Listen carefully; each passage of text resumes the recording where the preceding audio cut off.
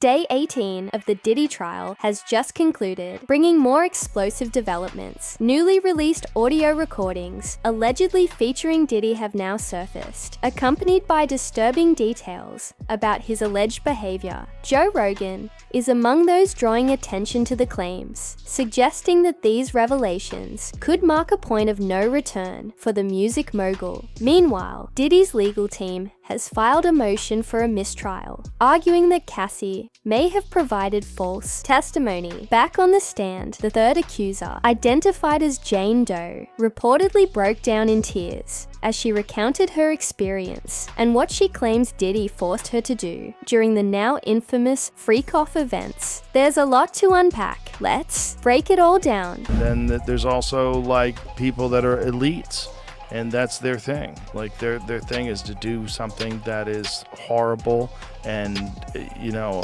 it's not available to other people. So it's like, I think there's like a sickness that people have when they have power, like extreme power, and then what else can I do? What else can I do? What else is what else is taboo? What else is forbidden? Like all this Diddy shit that's coming out. Like, I was just gonna say, doesn't that sound topical?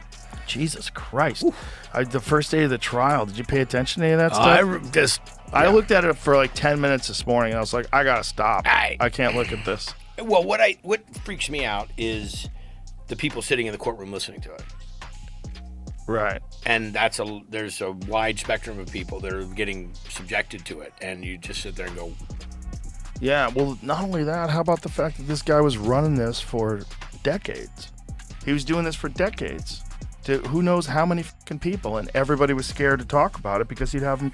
Serious allegations have been made against Sean Diddy Combs, painting a disturbing picture of abuse and control. Testimony from Cassie, one of the key witnesses, describes a deeply toxic environment in which she says Diddy orchestrated and dominated degrading encounters. According to her, he would sit in the corner, directing male escorts in explicit detail, and would become violently aggressive if she said or did anything he didn't approve of. Her statements suggest that Diddy did not view her as a person, but as someone he could manipulate and control, highlighting a broader culture of power abuse among certain elites. These claims, if proven true, point to a dark undercurrent in the entertainment industry that demands accountability.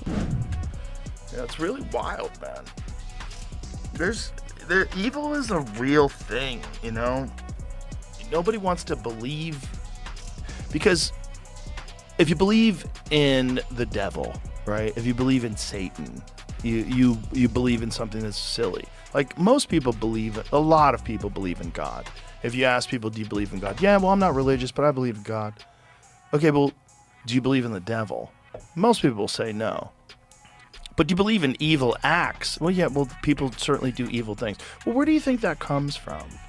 If evil is real, what is it about us that makes us want to deny the possibility that there's some nefarious force that is in human beings, that influences human beings? It's not as simple as like some people are bad, some people are good. No, maybe evil is a real element that you have to fight in life.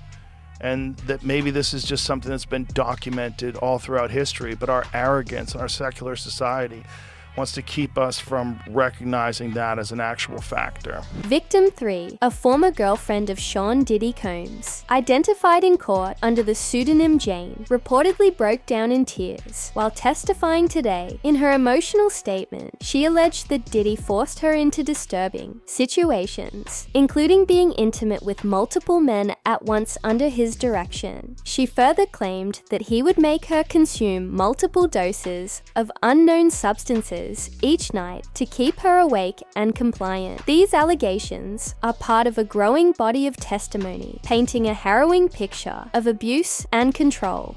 The third alleged victim, who goes by the pseudonym Jane, was back on the witness stand for her first full day of testimony. The prosecutor played an audio recording for the jury of a hotel night with a male prostitute Jane identified as Dawn. On the recording, Jane and Dawn are looking for a condom, but Combs didn't allow it and can be heard saying, quote, "You're taking that expletive." Jane testified, quote, I just didn't want to disappoint my lover. He would be unhappy and wouldn't be satisfied with me. Jane went on to tearfully tell the jury about her birthday in 2023 when she said she was made to have sex with 3 different men in addition to Combs. The prosecutor asked, why? Jane responded, I don't know. It had become so routine, and added that she turned robotic. Jane told the jury that after a while, Combs didn't have to directly ask her for these hotel nights. She testified, I knew it was to be expected. Combs has pleaded not guilty to all charges. If convicted, he faces the possibility of life in prison. One of the most disturbing aspects of this case is that Diddy's alleged accomplices have yet to be publicly identified. It's becoming increasingly clear that he likely didn't act alone. Flight records suggest he was transporting women internationally, but the identities of those on the receiving end remain unknown. Comparisons are now being made between Diddy and Jeffrey Epstein, with some observers claiming that unlike Epstein, Diddy may have recorded incriminating footage. This, some speculate, could explain why witnesses are hesitant to come forward or have reportedly disappeared. You know, I've had conversations with people about it, and it's like, Jesus, like just trying to get the documents, like when they're trying to get the Epstein files, like they're the state of New York. One of the district attorneys was hiding documents. They'd have forced them to get documents. I think there's so many powerful people that are on those lists. There's so many powerful people that went and partied. Air quotes, partied. And how many of them went to the Diddy parties? Have you been paying attention to the trial? Oh, yeah. Trials. Wild. Why don't they air it the same way they aired the coverage that Johnny Depp got?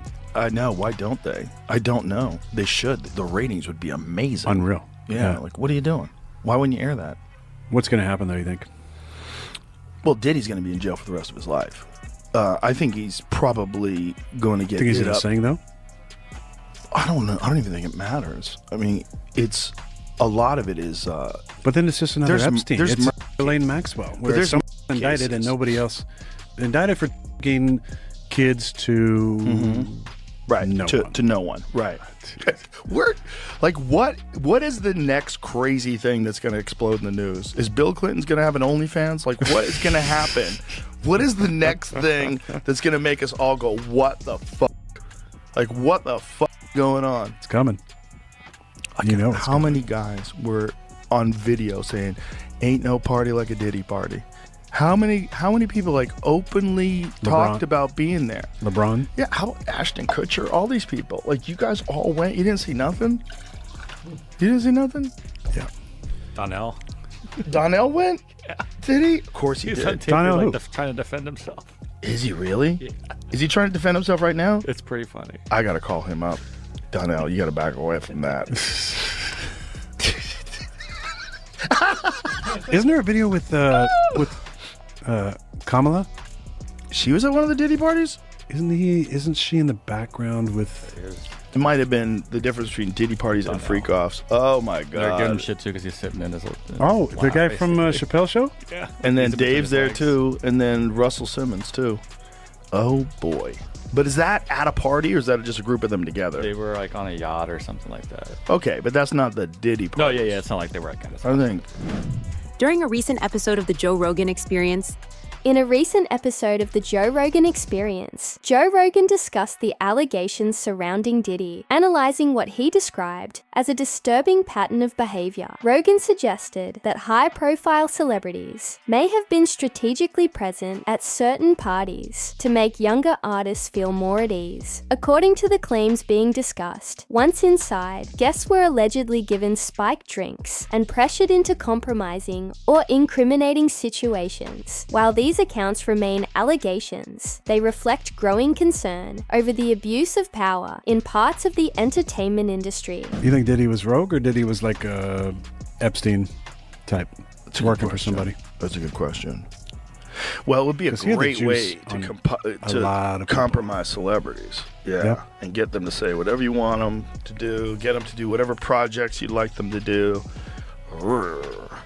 And, you know, if you're a bunch of other celebrities are there, you're like, oh, look, Bill Clinton's here. This is fine. Yeah. This is cool. Look at this. Like, Brad Pitt's here. Oh, this is cool.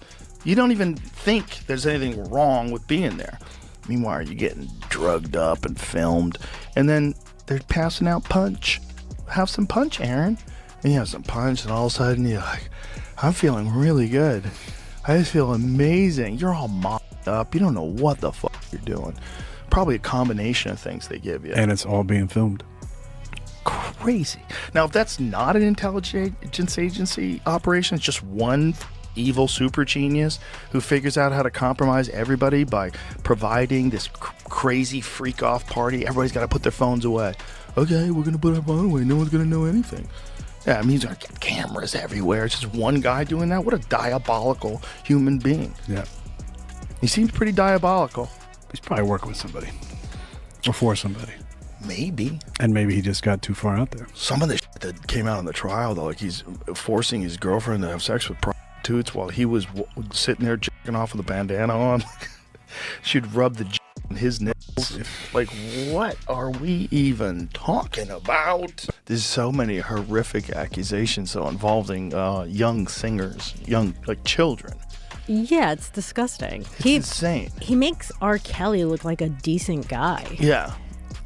It's so crazy. It is crazy. And meanwhile, the guy was like hanging out with Oprah, hanging out with Obama. Jay-Z, everybody. I'm sure the Clintons were there at some point. Maybe Bill.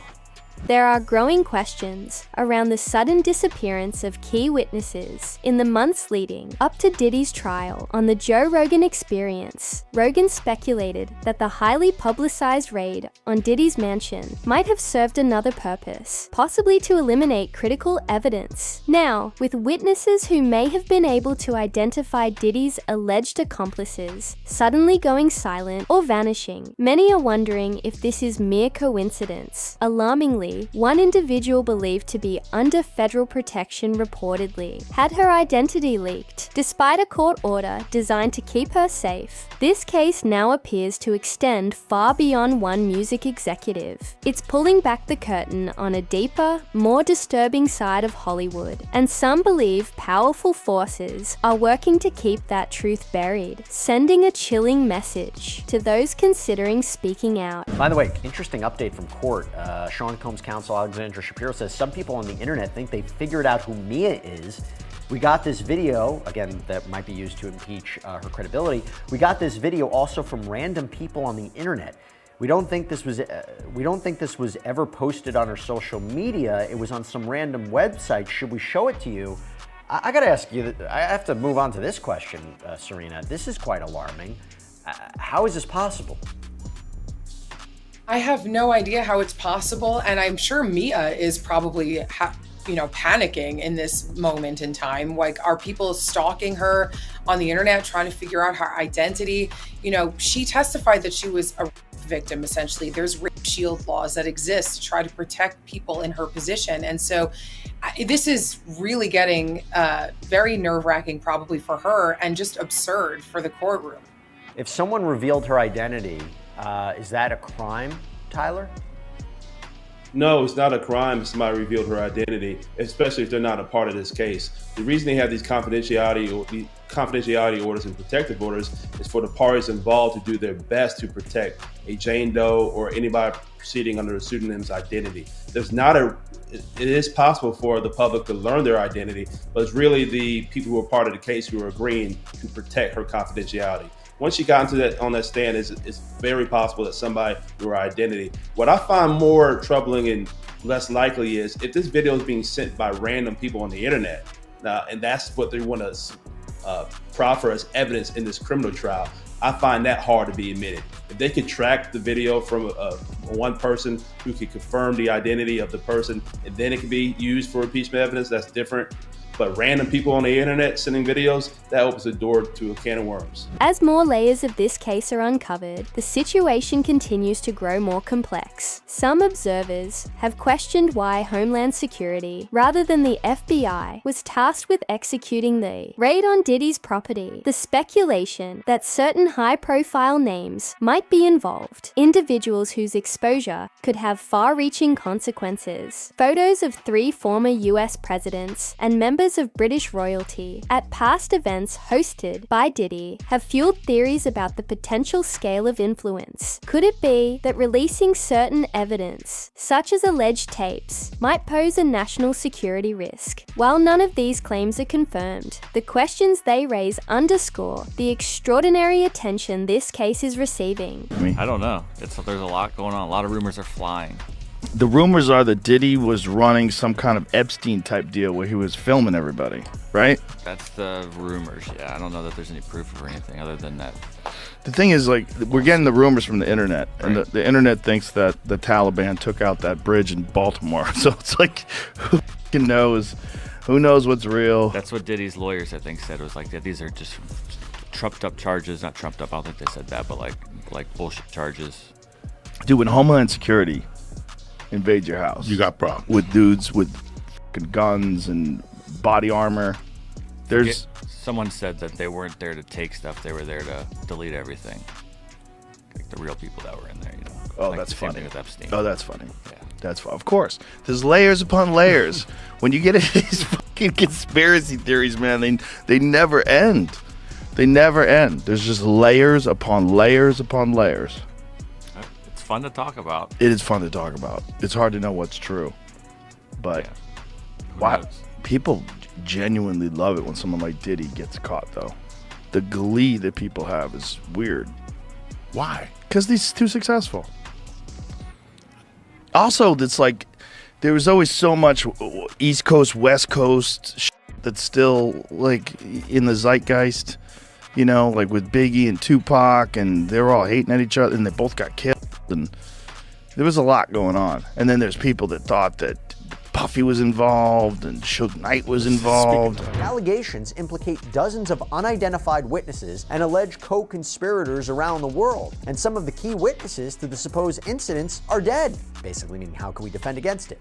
The defense is not even permitted to share the identities of the individuals described in the disclosure letter with Mr. Combs until April 18th, further hampering defense counsel's ability to investigate. Collectively, these new allegations require many months, if not years, to investigate, and if admitted, would require a series of mini-trials, certain to double the length of a trial the government originally said would last 3 weeks. So this is an explosive allegation that on its face, I don't know if I necessarily disagree with.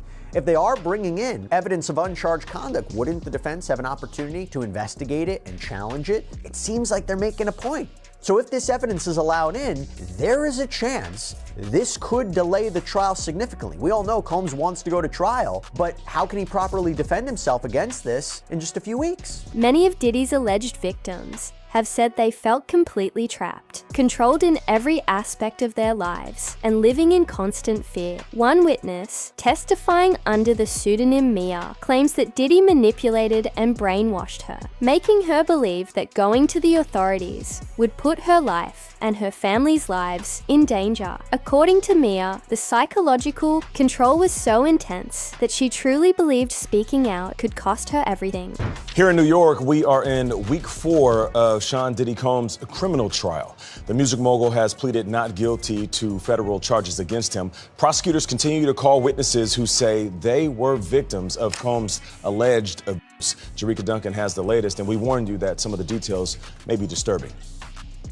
A former personal assistant for Sean Diddy Combs returned to the stand Monday after accusing the rap mogul of physical abuse and sexual assault. Testifying under the pseudonym Mia to protect her privacy, she alleges that Combs groped and raped her. She told the jury she didn't speak up because she, quote, would have been silenced and would have lost everything. On cross-examination, defense attorney Brian Steele tried to undermine Mia's account, insinuating she lied about the abuse and was after Combs' money. This is the type of questioning you do in a he said, she said type of situation where there is no corroboration. This was the perfect opportunity for the defense to get aggressive, to point out those inconsistencies. Steele showed jurors dozens of examples of Mia sending friendly, supportive texts to Combs for years after her employment with him had ended. Steele also emphasized that before the trial, Mia didn't mention sexual assault allegations until after Cassie Ventora's lawsuit. On the stand, Mia told the jury, I have never lied in this courtroom. Everything I've said is true. She testified that she didn't come forward sooner about alleged abuse because she was, quote, terrified and brainwashed after working for Combs. It only takes one juror to throw a wrench in the prosecution's plan and not get a conviction. If even one juror gets back there in that deliberation room and causes some reasonable doubt, that could be the defense's case. During her testimony, Cassie's friend Brianna Bongolan described a terrifying incident where Sean Diddy Combs allegedly dangled her over the edge of a 17th floor apartment balcony. She also recounted witnessing him throw a knife at Cassie and said she often saw Cassie bruised and visibly hurt. Brianna admitted she felt powerless to intervene, explaining that fear kept her silent. According to her, Diddy had manipulated those around him into believing that his political connections made him untouchable, and that if anyone spoke out, Cassie would be the one to suffer the consequences. An alleged sex-trafficking victim is expected to testify here today that Sean Combs used lies, drugs, and threats to force her into freak-offs. After the jury hears more from a different woman who claims Combs hoisted her over that balcony. This morning, a critical witness for the prosecution, a woman testifying under the pseudonym Jane, who prosecutors say began a secret relationship with Sean Combs in 2020 and spent years in hotel rooms for forced sex. Jane's testimony will follow the cross-examination of Brianna Bongolan, known as Bana, who described years of drug use with her friend Cassie Ventura. Cassie, all the way right! And she testified Ventura FaceTimed her before the premiere of her movie The Perfect Match. I want to try something new. What did you see? Prosecutors asked. Her black eye, Bongolan said. I was a little quiet, and I remember saying, I'm sorry. Bongolan testified Combs once hoisted her over this balcony after barging into Ventura's apartment on the 17th floor. For a split second, I was thinking about if I was going to fall. She said Combs kept yelling at her, you know what the expletive you did, before throwing her onto this furniture, leaving bruises.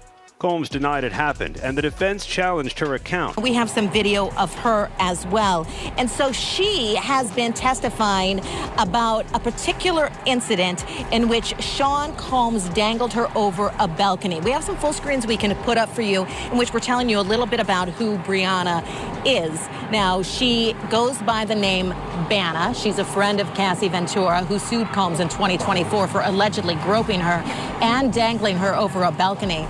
She testified about this incident. So Cassie Ventura testified about this particular incident, testifying under an immunity order granted by the judge. So yes, Brianna is under immunity here, immunity order. She got on the stand earlier and she invoked the fifth. So the big thing, the big takeaway from her testimony is about being dangled over the balcony. Defense counsel has really been trying to tear her testimony apart, attacking her credibility as well as inconsistent statements they're saying that she has made as to where exactly this dangling incident took place, saying that Cassie Ventura said it happened in a hotel, but you're up here on the stand saying it happened in an apartment, basically indicating that her and Cassie are colluding together just in order to get money from Combs, because Brianna has filed a $10 million civil suit against Sean Combs. So far, Diddy's chief of staff, Christiane Combs, is the only close associate named directly in the trial, described by some as a Ghislaine Maxwell figure in relation to Sean Combs' alleged actions. She reportedly had incriminating evidence on her phone, evidence that suggests Diddy paid bribes to suppress or destroy potential proof of wrongdoing.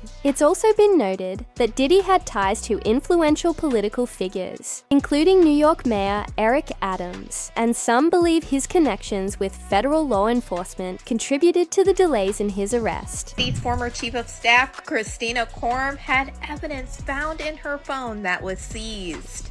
Today, we heard the testimony from Eddie Garcia, who was a security guard at the Intercontinental Hotel, and he said that Christina Korm and Diddy reached out to him multiple times to try to get possession of that video of Diddy and Cassie Ventura, which he later claimed that him and his manager made this video disappear for Diddy, and they were paid $100,000. After his bombshell testimony, the government said, I'm going to enter a stipulation into evidence. During a search at the Miami airport, law enforcement seized 2 cell phones from Christina Korm. And they are talking about when they rolled up on Diddy trying to get on his private jet when they were raiding the house in Miami and in LA. And after re-looking at all of those photos, I was able to confirm Christina Korm was with Diddy this day. And this is when they took both of her cell phones from her. Weirdly enough, this is the very last time that we would publicly see Christina Korm with Diddy, and before she would go ghost, deleting all of her social media accounts, even her LinkedIn. Now the government is saying that there was evidence in one of these cell phones. There was 24 contacts,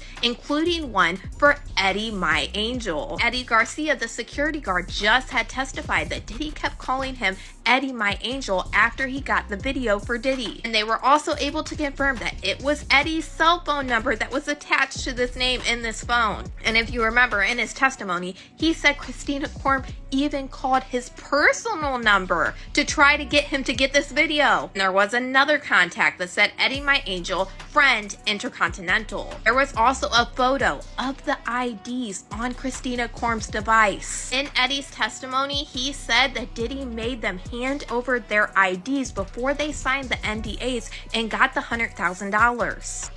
Eddie Garcia, the security supervisor at the hotel where the alleged incident involving Diddy and Cassie took place, testified that both Sean Diddy Combs and his associate Christian Combs pressured him into signing a non-disclosure in agreement NDA. According to Garcia, Diddy and his team were eager to obtain and delete surveillance footage showing Diddy allegedly assaulting Cassie. Today, the jurors in his trial heard from a former security supervisor at that hotel. His name is Eddie Garcia, and he testified that not long after the attack happened, Diddy's chief of staff, Christina Korm, called him to ask for the footage. He said that he told her no on the phone, and again when she showed up in the lobby, said he told her no again. But that night, Garcia testified, Christina Korm called him again, and this time, she handed the phone to Diddy. Garcia told the jury in Combs' federal trial that Puff said if that video ever got out, it would ruin his career. He testified that Diddy promised to, quote, take care of him if he could only find a way to get that video. And so, Eddie Garcia, who was promised immunity to tell the truth in court, reached out to his boss, who agreed to sell the video for $50,000. And the following day, Garcia brought a USB drive with that video to a meeting he said included Diddy, that chief of staff, Christina Korm, and one of Diddy's bodyguards. But before handing over that little USB stick, Garcia said he told Diddy he was worried. He was concerned he might be implicated in a crime if Cassie Ventura ever called the police and complained. At which point, according to Garcia, Diddy had a plan.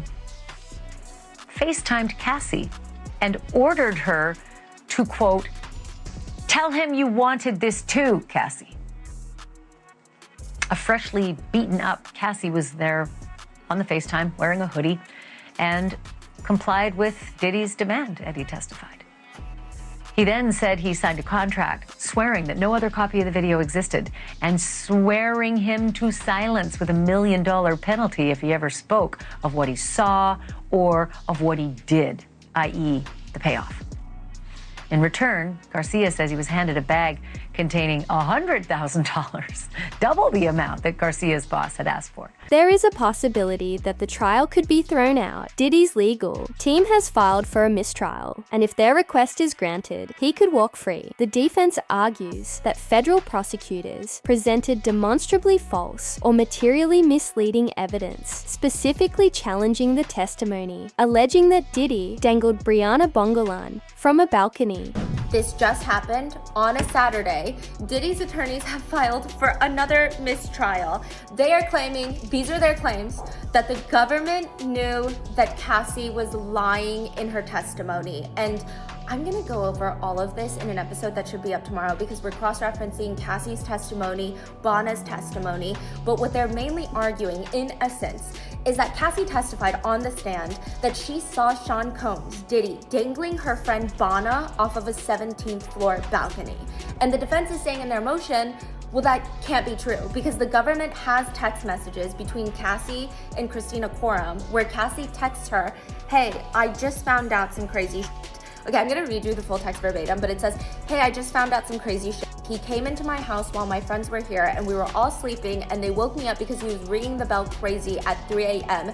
And when he came in, I went to my room and he went at Bonna, choked her, and then dangled her feet off the balcony. This is crazy, ... I have to stay away.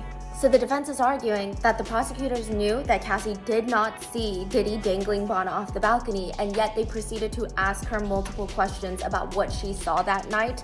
They put in their motion for a mistrial. This is their last sentence, quote, accordingly, the court should grant a mistrial based on prosecutorial misconduct. Victims are speaking out, witnesses are vanishing, and powerful names continue to remain shielded. The question now isn't just whether Diddy will go down, but how many others might fall with him. Will justice finally be served, or will the elites bury the truth once again? Let us know what you think in the comments. Is this the end for Diddy, or will his influence protect him one more time? Stay tuned, because this story is far from over. Don't forget to like, subscribe, and hit the bell so you never miss the next chapter in the unraveling of one of Hollywood's darkest scandals.